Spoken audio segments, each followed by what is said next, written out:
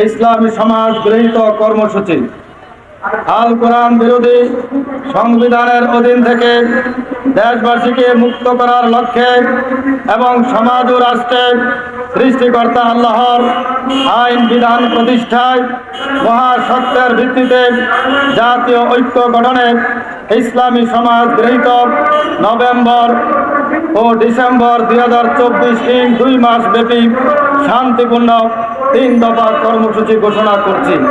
প্রথম দফা, আগামী 23 নভেম্বর 2024 রোজ শনিবার কিশোরগঞ্জ জেলা শহরে মানবাধিকার সমাবেশ।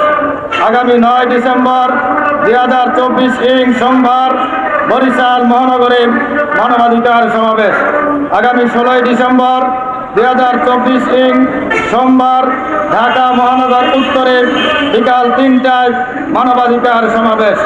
দ্বিতীয় দফা, আগামী 25 নভেম্বর 2024 গাবতলী থেকে জাতীয় প্রেস ক্লাব পর্যন্ত, আগামী 16 ডিসেম্বর 2024 শ্যামপুর থেকে 17 ডিসেম্বর 2024 শ্যামপুর থেকে এবং 30 ডিসেম্বর 2024 বনানী থেকে জাতীয় প্রেস ক্লাব অভিমুখে শান্তিপূর্ণ গণজাগরণ যাত্রা।